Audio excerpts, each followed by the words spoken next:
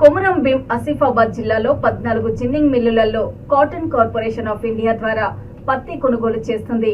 ఇదే అదునుగా రెచ్చిపోతున్న పత్తి దళారులు, జిన్నింగ్ మిల్లు యజమానులు, పత్తి దళారులు రైతుల పట్టా పాస్బుక్, బ్యాంకు పాస్బుక్ల పేరిట పత్తిని నేరుగా సీసీఐకి విక్రయిస్తూ దోచుకుంటున్నారని ఆసిఫాబాద్ మాజీ ఎంపీపీ అరిగెళ్ల మల్లికార్జున యాదవ్ ఆరోపించారు.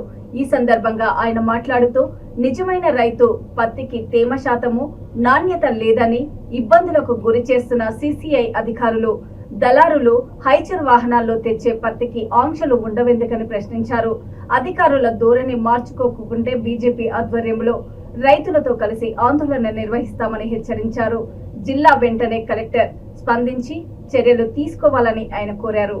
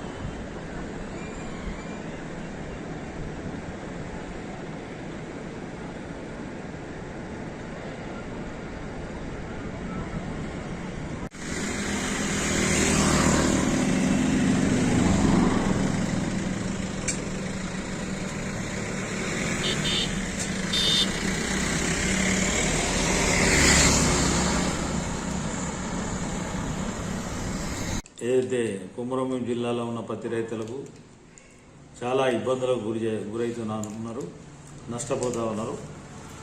దీనికి కారణం ఏంటంటే పాపం రైతులకు వీళ్ళు ఒక 12 క్వింటల్ అని చెప్పి ఒక సిస్టము తయారు చేసి మిగతా కొంత కందేసిందని చెప్పి 9 నుంచి 10 క్వింటలే 8 క్వింటల్ అని చెప్పి మేము సర్వే కార్యక్రమం చేసినామని చెప్పి చెప్పడంతో వీళ్ళకి దాదాపుగా కొన్ని భూములలో 15-16 క్వింటలు కూడా పండే ఆస్కారం ఉన్నది. అటువంటి రైతులకు చాలా ఇబ్బందులు అయితే ఉన్నాయి. కొంతమంది కాస్తుకారులు కావచ్చు, ఇతరత్ర ల్యాండ్స్ చేసే వాళ్ళకైతే ఇంకా చాలా ఇబ్బందులు ఉన్నాయి, పట్టాలు లేవని చెప్పి. అయితే ఇటువంటి రైతులకు